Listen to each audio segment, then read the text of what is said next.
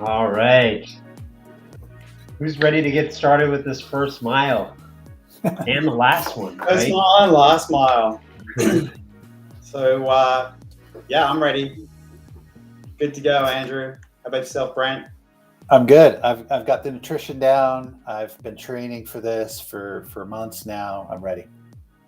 And Brent, was it all the nutrition from Thanksgiving that you were stocking up on, or? Yeah, that gravy, smoothie that I was doing there, that was pretty good. That was pretty good. Yeah. I've got my hydration, so I'm taking care of that. We've got some sort of conventional standards around our numbering system for our runners. So, we've got that taken care of, and wicking away sweat. Good to go. And Andrew, I see that fantastic looking jersey going on there. Oh yeah, I'm all in. I've got fitness ready to go. It's still warm here in Florida, so at least I can still sport this for right now. So excellent. So what are we talking about today? So obviously we're throwing in straight out of the gate information around marathons, but we all come from a data analytics background. The idea here is that a lot of people tend to talk about, the meat of analytics, right? This is the middle part, which is kind of the fun stuff, is the actual opportunity to take data, begin to process it, prep blend it, do whatever you want to do with it, and then get to a point where you can analyze and, draw insights from that data. And, what Brent knows very well, from the sort of the I guess the last mile, the back end of that, and then for myself from a data management governance perspective, and for Andrew as well, we tend to hear from down the trenches from customers, clients, and even having experienced this quite a lot myself, is that the first mile and the last mile of analytics tends to be neglected. And so that's kind of what we want to get into, is talk about, what those concepts are as they relate to, ultimately anything from a sporting event to real life. exactly.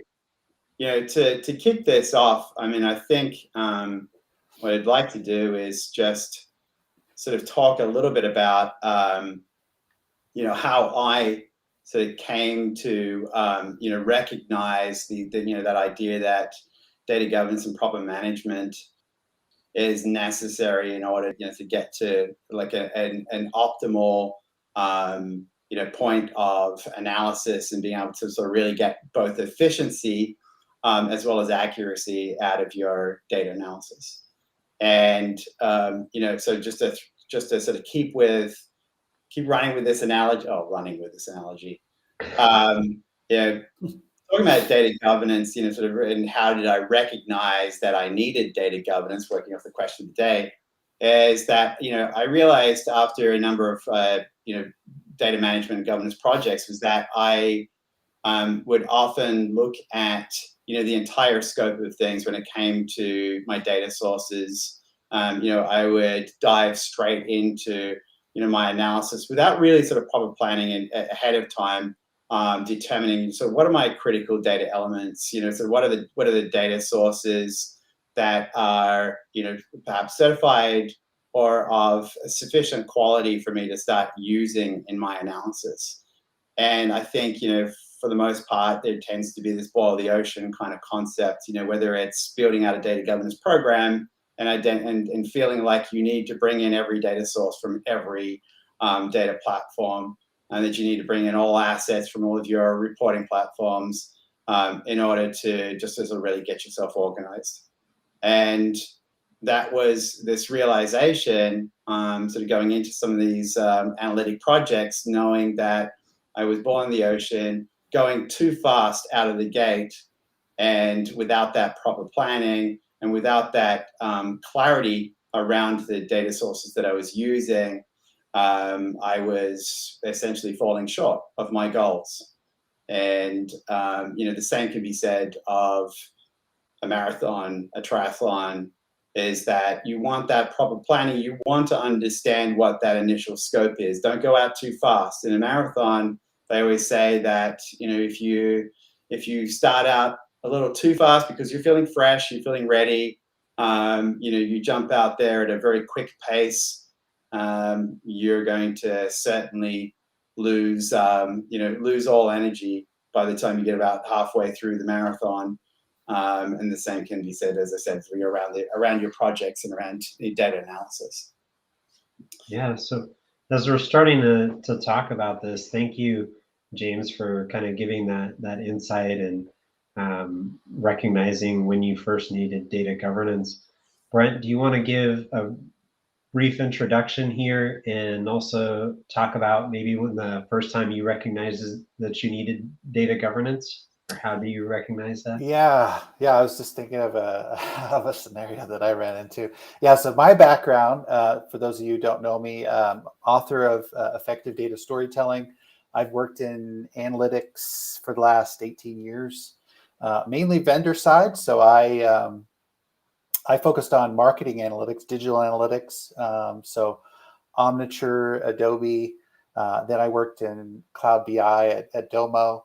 And then right before I started my own company, I was at another analytics consulting company called Blast Analytics. And so I've mainly focused on digital marketing. And one of the examples that comes to mind was when I found a customer that was using a series of reports that looked like they were very useful.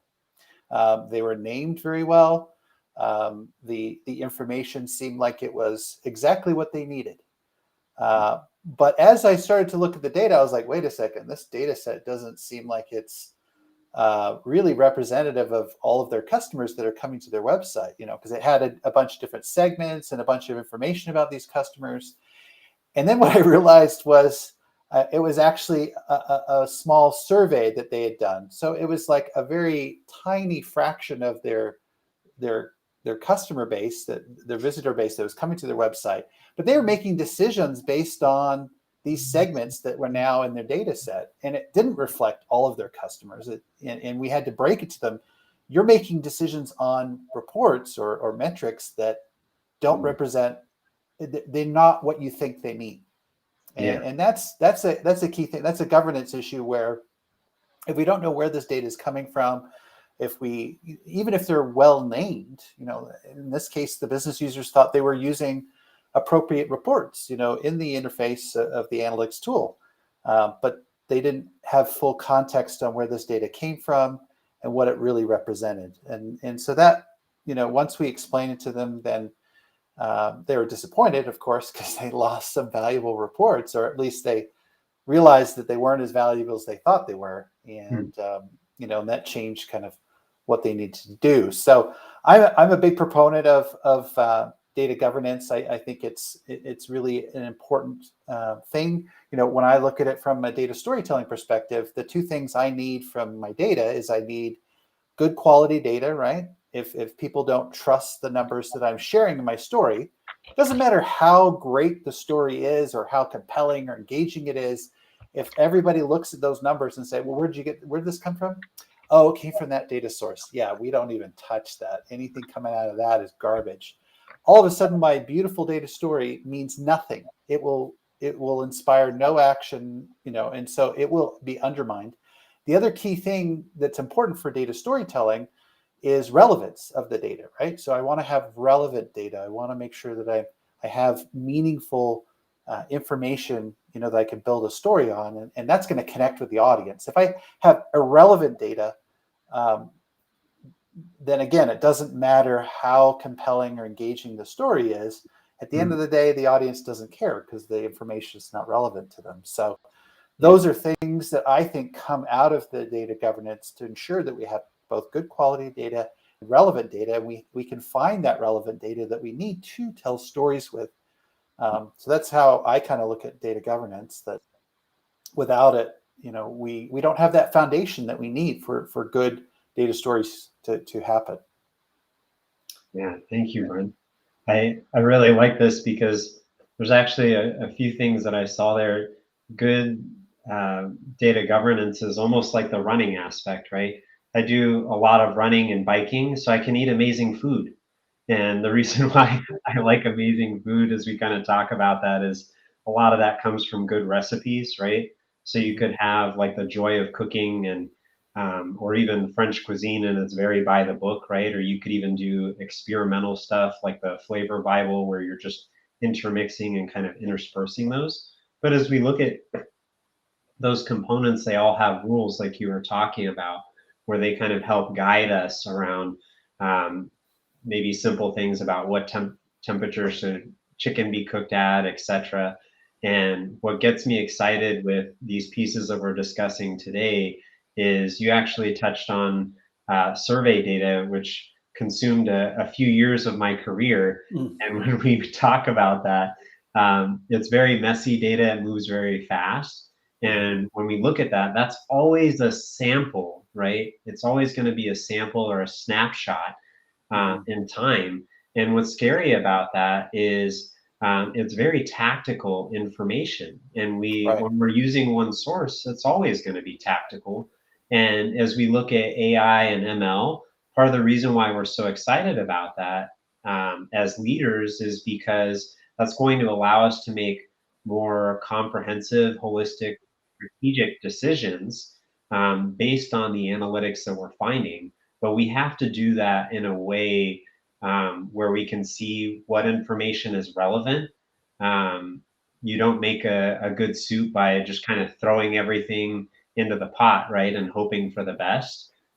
So there is some type of skill that's involved in terms of understanding the flavor. And what I see is that happens with data governance is we see a lot of rules that people want to throw in there to experiment. And I think even looking through your book, there's a lot that you kind of described that provides those guide rails for recipes for success. And I think that's where the first and last mile that we're talking about today make it really exciting. One question I have for you guys, one of the roadblocks that I have run into with data governance is sometimes when it's really onerous and it kind of can bog down our ability to move quickly, because there's so many rules, so many standards, so many it can kind of limit our ability to move quickly with the data. And so I'd be curious from your perspective, how do we keep it pragmatic? I mean, you can introduce a lot of standards and a lot of process, and then I've seen business users get fatigued from that it's just so onerous and so limited and so controlling that they feel like it's hard for them to use the data in the way that they want to use it. And then what happens is they jump out, right? They go rogue, they go solo, and then we lose them entirely from, even adhering to any kind of standards. What is your thoughts on that? Have you seen that? Where I've seen it, where different programs are so controlling that the business users just, they lose, they don't want to participate in the race anymore. They just want to go. It's a really good question, Brent. It's something that see regularly, and it's like going back to what I was saying initially about making sure that you don't go out too fast, and then you can slow things down. But then take the flip side. of that, sometimes you can just, control and plan too much, allow your control mechanisms, your processes, your protocols to be sort of overly burdensome, to the point where you really cannot get a project off the ground. So it depends on the environment, but I think in this day and age where technology has got us to a point where you have people on the business front lines, those subject matter experts who really know and understand the business, and they need sort of very agile methods for drawing insights from their own data they're not requiring this intermediary, right, for answering their own questions. And that's sort of the days before self-service. That's really what it was, right? So it was ultimately somebody in marketing had a question around customer churn. They'd have to go to somebody in IT with their requirements, and someone in IT would then sort of draw on specific data sources, and they would have their own sort of governance components to make that happen and bring it back to business. And of course, as you can imagine, just like in the same way that you deal with software development, there's always going to be some level of miscommunication and a number of iterations back and forth, and before you know it, months have gone by before that question is answered. Now we have that technology to enable that, and it's really, really important then, to answer your question, Brent, to sort of add that layer of light touch governance that still gives you a level of control but balances off the sort of governance that would create friction to prevent you from getting those sort of quick, agile insights that now the current market demands. So in terms of sort of what measures can be taken, we've got some great tools from a technology standpoint, where we have things like data catalogs that can help with sort of partner as a business, right? They're enablers that give business the opportunity to just with a keyword search find the data that they need, and pull that data, understanding sort of the business context, but has the access controls and security measures and data quality stats behind it, that they can trust that and then start using in their analytics without requiring that intermediary. Other considerations are really just thinking it through. Do you really need to hire somebody specifically as a data steward, somebody full time, or can you essentially repurpose an existing role, somebody who happens to already be a subject matter expert around a certain critical data element, who can then sort of play that role part-time to ensure that there is some level of quality and relevancy and scope around the data that's being sourced for analytics. This is very interesting as you're kind of talking about that, James, because what it makes me think of is, so kind of date me a little bit, thinking back to like college, right? When we were working through some of our papers and stuff, I think a lot of people initially, when you're first starting with data governance, think of it being like Wikipedia, right? So it's the Wild West where everything's kind of dropped in there and, hey, anybody can say whatever they want. And then now when we look at that, I mean, sometimes when I'm looking at papers, they're citing things. Even what you see on Wikipedia shows that they're kind of citing things, right? So what's interesting about this is it really does show whenever you're getting started. I think a lot of us assume that it's a marathon and you're going to be in this by yourself the entire time. And really what it is it's more like a relay race, right? Or maybe it's a decathlon where you've got to have tons of skills if you are responsible for most of it. And what gets me excited about this is when we look at the social platforms that we deal with on a daily basis, we see how we're continuing to improve the quality from a technical standpoint, the output on social channels, right? So now you have people streaming 4K, etc., right? We see that with some of the governance platforms that we have, right? And the ability to improve that with AI, ML, graph databases, etc., where you can do the querying, so you have all the metadata enriched there. Now, really the catch is that raw content where you have the subject matter experts involved, and that's where the social aspect comes into play. Because if you were just a person in IT who's responsible for pipeline and throughput, like the traditional data dictionaries, etc., like Brent, you were talking about, where someone gets tired of kind of inputting that.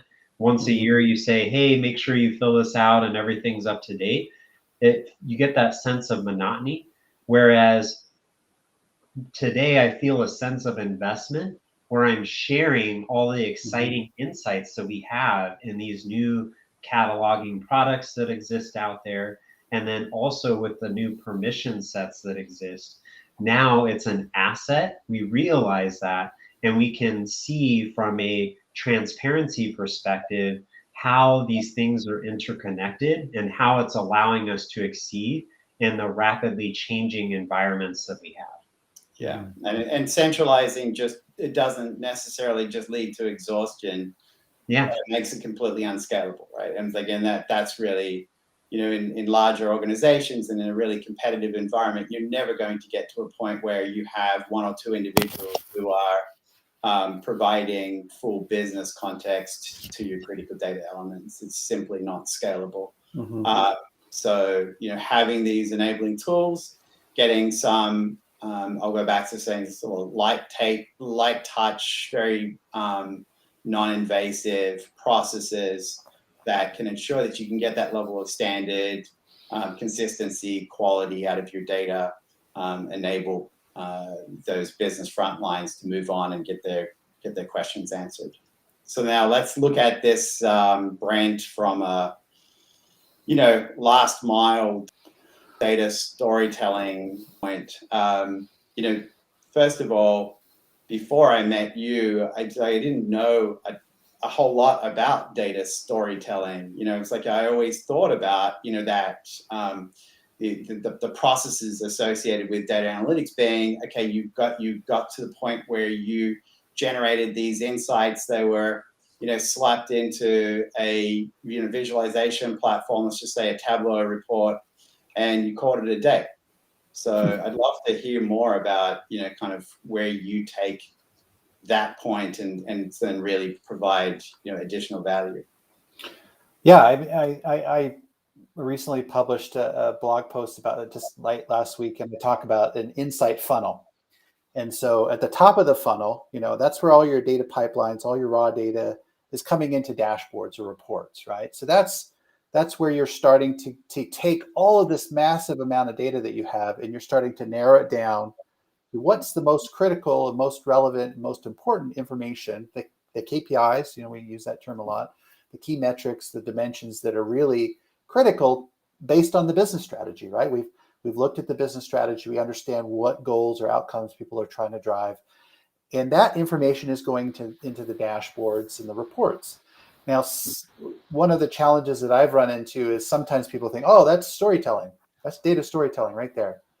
And I'm like, no, not quite. What we're doing is I had to come up with what are we doing there? And I called it story framing. We're basically saying, okay, here's where we're focusing our time and effort.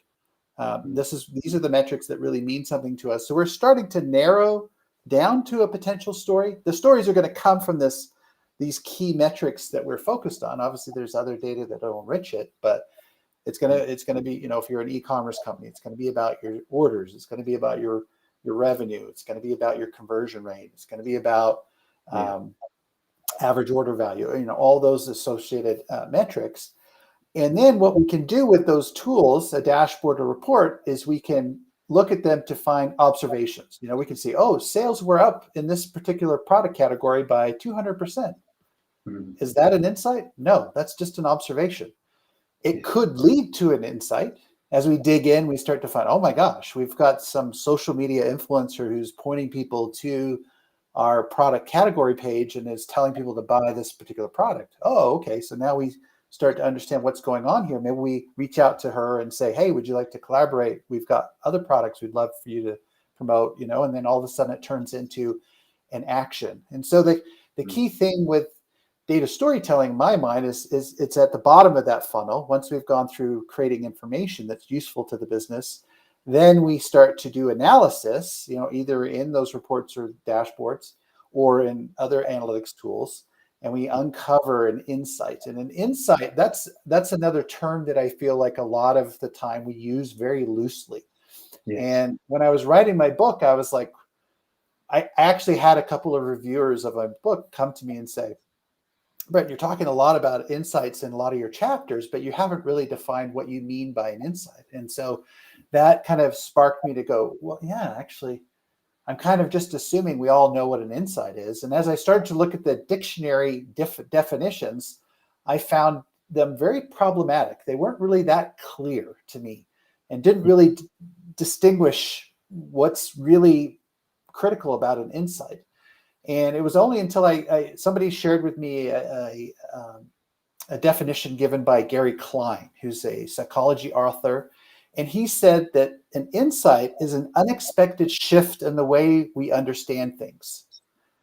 And for me, that was a really good definition for me, because as we look at our data, maybe we're looking at our processes, or we're looking at our customers, or we're looking at different areas of our bit, like a market, and we say, this is how our customers like these features of our product. And then we do some analysis and we find, wait a second, they actually like this other feature that we hadn't it's actually their favorite feature of our product. What? Now our understanding is shifted. And when we have that shift, it demands action, right? It's like, oh my gosh, I didn't know that they liked this feature. We need to talk to the product people. We haven't been investing in that product feature at all. It's not even on the product roadmap to even invest more time or build out other capabilities in that area. Let's talk to marketing. Marketing, you need to promote this feature. We didn't realize it, but our customers are, they love this particular feature of our product, and we can now promote that to other prospects. Oh, and sales. When you're going for renewals of our products, you might want to emphasize some of these new capabilities we're going to be adding to this key feature that our customers like. And so as you can see, now all of a sudden I have this insight, and I need to share it with other people to help them understand it like I do and take action on it. And that's where data storytelling comes in. When we have an insight that we need to share with other people and help them to understand it and take action or drive change. And how do we do that? Data storytelling is a combination of the data. So we've got the insights, obviously. We mix in some narrative elements to help bring out the story and really connect together everything. And then visuals are also a big component of it, because often what we're dealing with is very complex data. And so there's a way for us to share it with other people in a faster and more understandable way is through visuals and charts. And when we take the right data with the right narrative and the right visuals, all of a sudden we have something that both explains the information to others, it enlightens them to new insights in the business or new perspectives into the business or customers or products, and it also engages them. Because as we know with storytelling and narrative, it really connects with us on not just on a logical, but actually on an emotional level. And emotion is what we need to drive action. So that's sorry, that was kind of a long-winded thing there, but just wanted to show how, and that last mile, that's where the storytelling comes in, because we now have an insight that we need to communicate with others, and we want to drive action.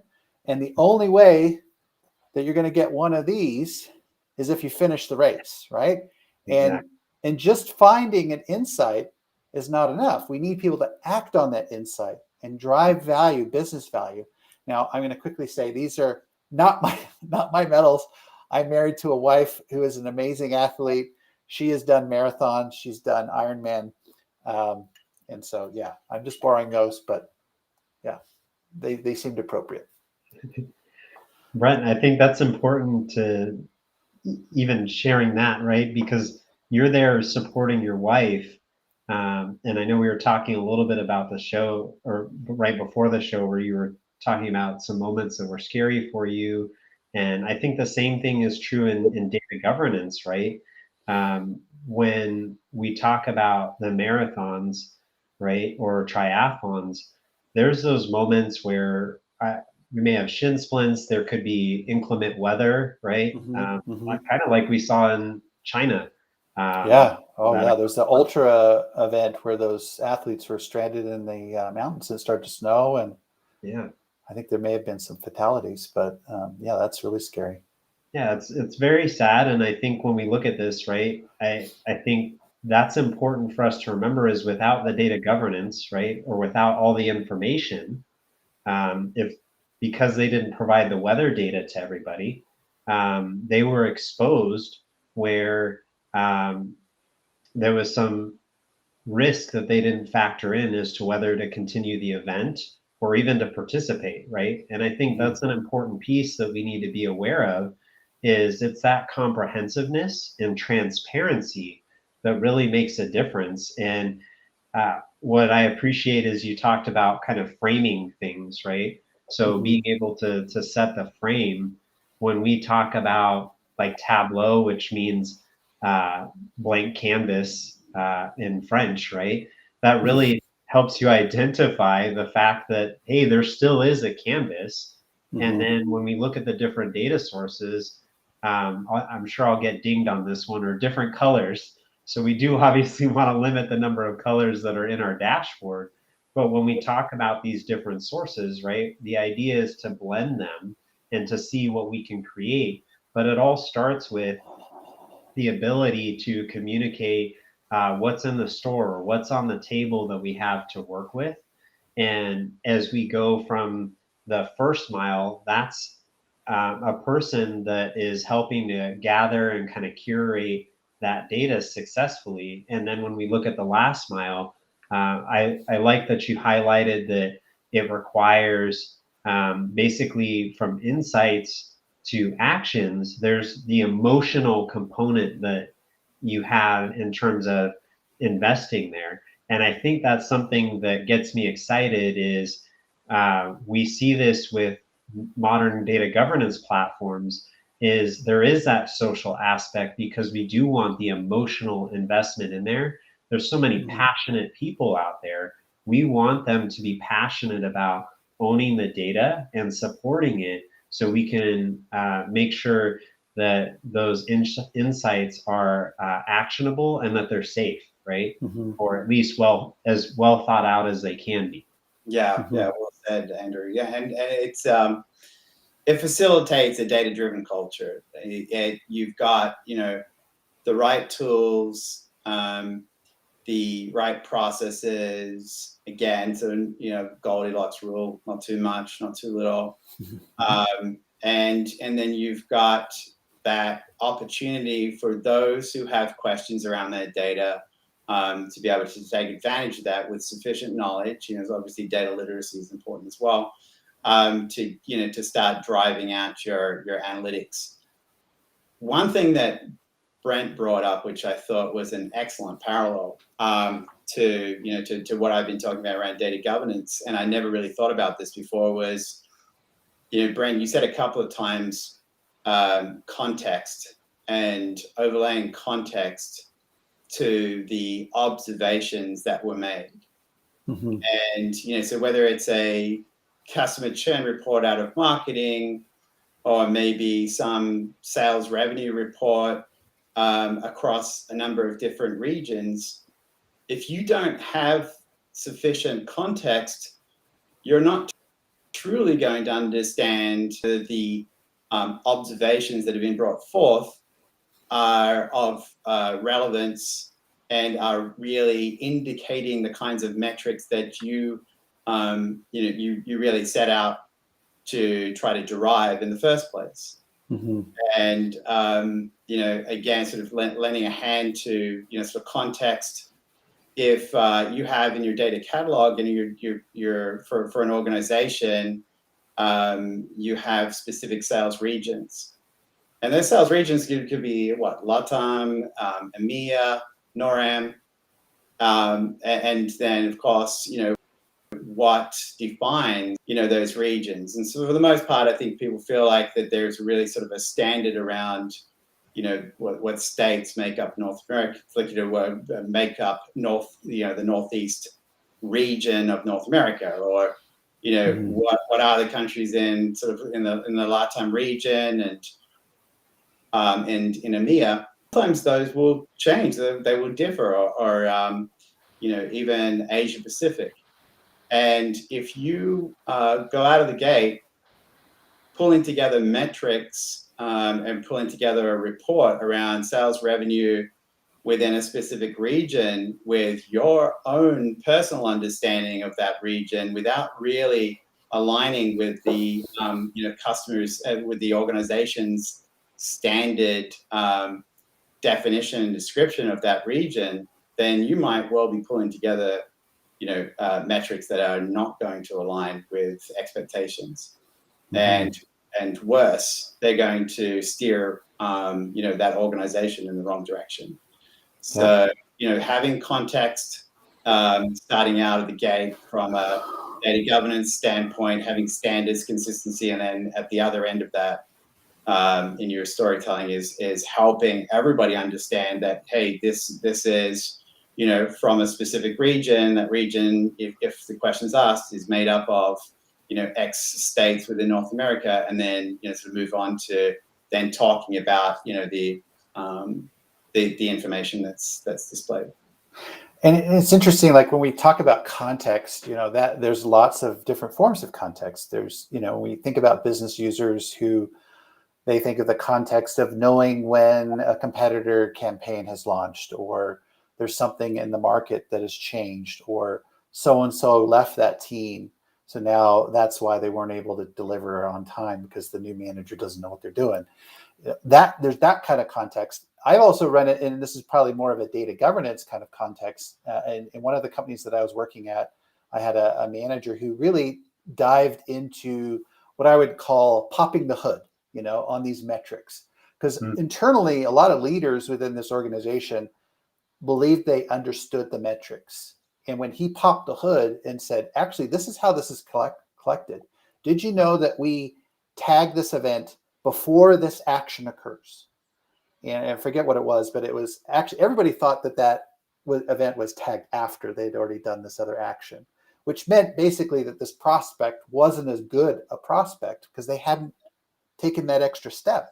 And they were thinking and analyzing this data based on that they'd gone all the way through the process, and they hadn't. It was higher up in the process. And I think that's something that I think governance can really help with, is helping. Are the metrics what you think? Do they mean what you think they mean? Because I think that's a key disconnect sometimes with managers and leaders within an organization. They interpret the data, they think the way that they think it means, what they think it means in terms of actually understanding. No, actually, it doesn't mean that at all. It means something else completely different. And you're making decisions based on a misinterpretation of the numbers. And that's dangerous. That's dangerous for me on the data storytelling, because if I'm misinterpreting the numbers and then I'm saying, oh, we need to invest here, when I'm misinterpreting a number and that actually wouldn't justify that kind of investment, then that's when we start to make mistakes. So a little scary. And unfortunately, it happens more often than not. And I've done a number of data catalog implementations in my life, and it is one of those areas that I find incredibly important, is just getting a really solid, robust business glossary that has been built off of a collaboration of subject matter experts across your organization. It's not built in a silo, should never be built in a silo, because you will run into those issues. It's like, one person's interpretation of a certain metric is not another person's interpretation or understanding. And then more often than not, you've got these tools like data catalogs to, make sense of all the acronyms floating around, the company, and bringing to bear, so one acronym might be used in the marketing department against a similar metric or definition in the finance department. You really need to bring those together and just make everybody aware that outside of your silo or your vertical, the exact same concept or term is being referenced, but in a very different way. So just be cautious of those landmines and out there, which is why getting those standards and sort of getting the consistency in place is important. Going back to the analogy, pre-race, you want to be thinking about, are you fueling up enough? Are you carbo loading, for the race? Are you thinking about, sort of your rest, making sure that you're 100% ready to go? Are you ensuring that you're properly warmed up? It's like obviously at the morning of the race, if typically I think the marathons kick off in the mornings, then you want to make sure that you're well and truly warmed up and ready to go before you sort of hit the pavement. So it's a little bit of a misnomer, I think, in some ways when we talk about the first mile of analytics, it's not even necessarily, the first foot hitting pavement. It's also, sort of the pre-race, right? So we're all thinking of the things that need to be considered in advance, the planning, the scoping, I mean, looking at my wife, I mean, in her experience in doing so many events, it's something, not overtraining. That's something we don't want to do before a race. And you'll see some novice, they'll run a 20 miler or 22 miler right before they're about to do their big marathon, and that you've just exhausted a lot of your reserves. Nutrition is huge for athletes, especially in those long distance. If you don't get your nutrition down, you pay the price. And it usually isn't in that first 15 miles. It'll usually, they call it hitting the wall, right? And you hit the wall around the 20 mile mark, and then everything, you feel strong up until that point. And then all of a sudden the brain just says, yeah, you don't have enough fuel for me. I'm going to have to start shutting things down. And, and the same thing can happen to analytics. If we don't prepare, aligning with the business objectives, understanding the strategy, making sure that we get the governance in place, all of those things are the things that happen before we even get into, some of the nuts and bolts of analytics, and building reports and aggregating data and transforming it and all that kind of stuff. There's a lot of prep work and conditioning and things that need to go and happen beforehand. And if we skip those things and we don't prepare like we should, we're probably not going to finish the race. And when we don't finish the race, we don't get the medal. And we don't get the medal, we don't get the value, from all these investments. We're spending so much, companies are investing so much on different data platforms. I mean, you start adding it up, and yet you still hear from executives who are frustrated with, the lack of value that they're getting from all of these investments. And that is concerning, that there are organizations out there that still feel like they haven't really got a good return on their analytics investments. And yet they look at their competitors and wondering, well, what are they doing? Because they seem to be doing okay.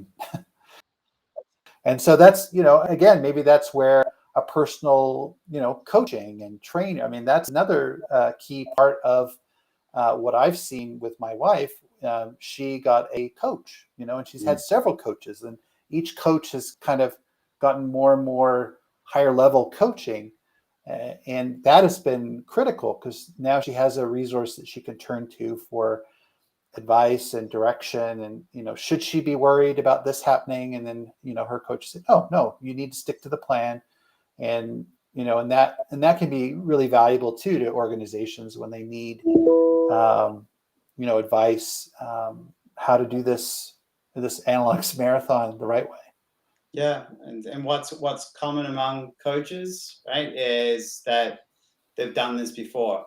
Mm-hmm. They've seen, they've been through a variety of different environments, different terrain, the weather races that have conditions. been uphill races, downhill races through, sort of different surfaces, whether that be, sort of mud and gravel or a nice hard, paved road.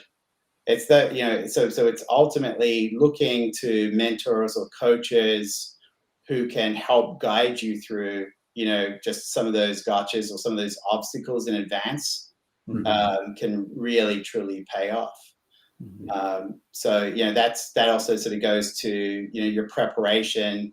I'm sure any good coach would tell you this, and it's like, I'll drive it right back to analytics, right? It's like, any good consultant who's been through this before will sort of help guide based off of their experience and having gone through a variety of different projects across different different domains with different environments that have different tech stacks, different, even sort of right down to a specific use case that's relevant, perhaps either to your data governance program or your data analytics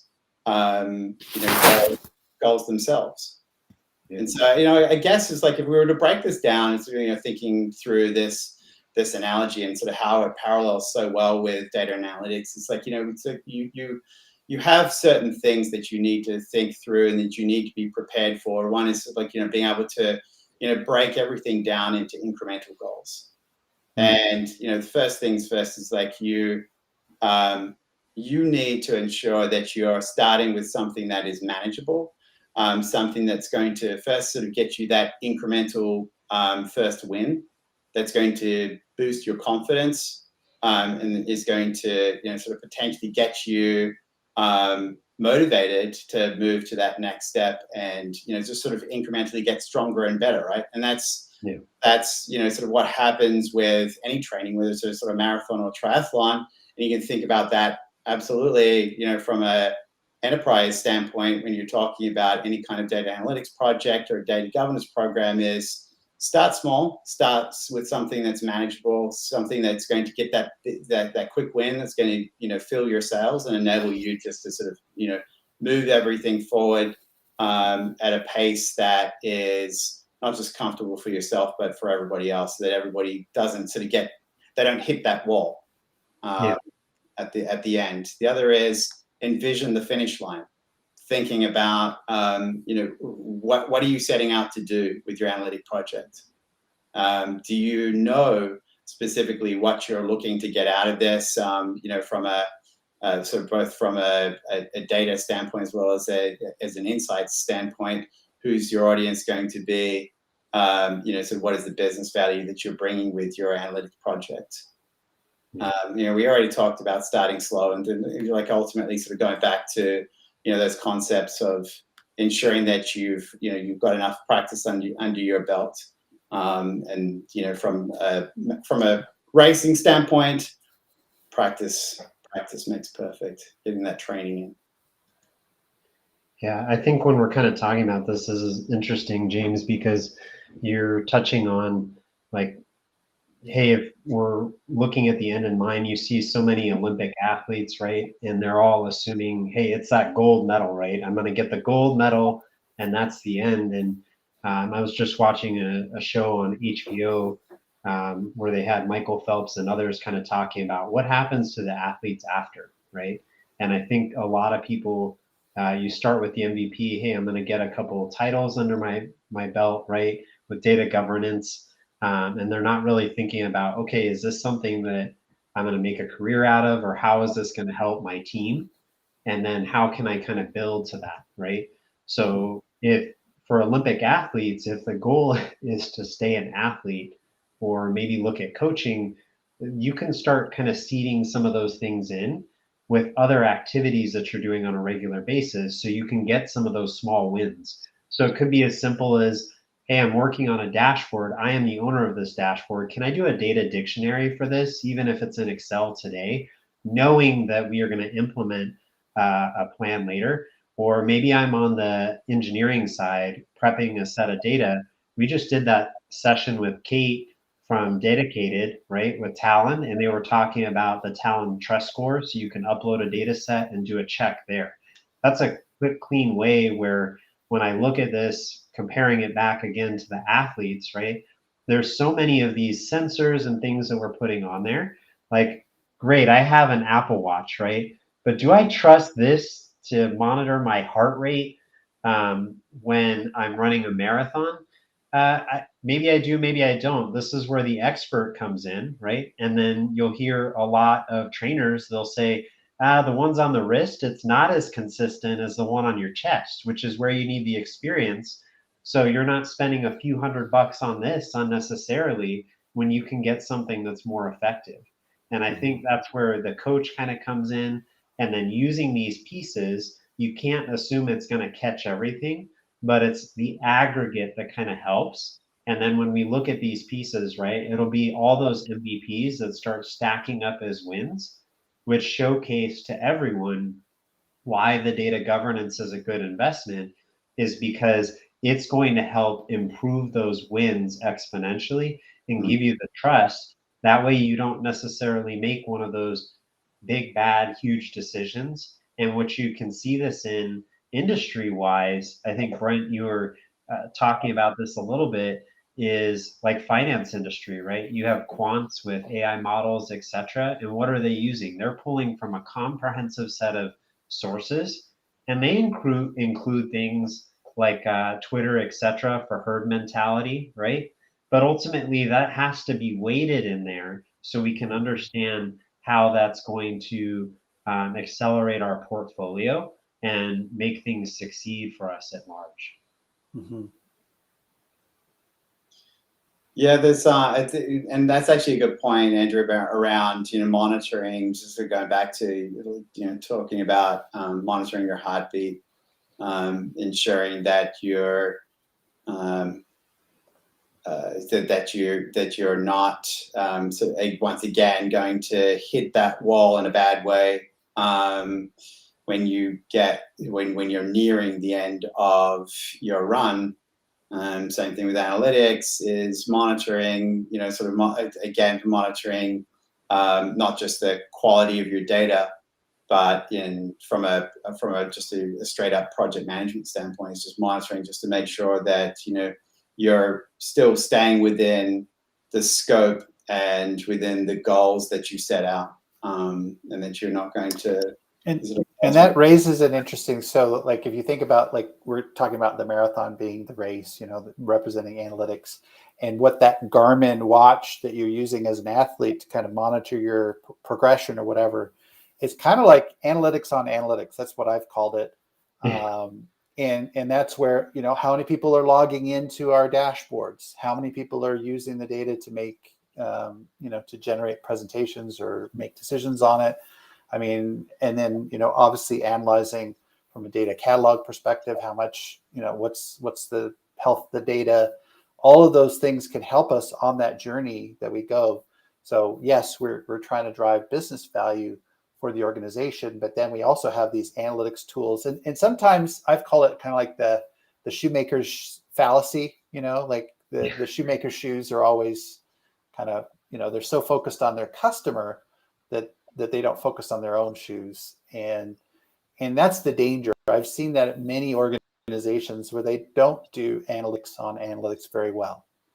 And I think that's a blind spot for us because, we could be doing a lot of work and we think, oh yeah, we're totally crushing it on this course. We're making so much progress. And then we don't look at our data, and we don't see that we're actually running in the wrong direction, or we're off the course. We're not looking at Strava and saying, oh wait, I was supposed to make a left here. Oh, I did a right instead. Okay, I got to double back. I mean, again, we're playing with this analogy, scenario, right? Yeah. Build it and they will come. And it's impressive that you brought this up, Brett, because I look at like Emil Medina, who's one of our Tableau ambassadors, and he touches on this all the time. I think what we have is we have admins, just like you have like IT admins, just like you have with data governance. That was the original start, was only one person was in charge, right? and only one person is looking at those analytics, who's using the server, etc. And what I think we need to see going forward is, hey, ask your IT admin or whoever is responsible for managing your server and say, hey, could I have some insights, maybe related to my dashboard or even related to my data source, to understand who's using it, because those are your customers.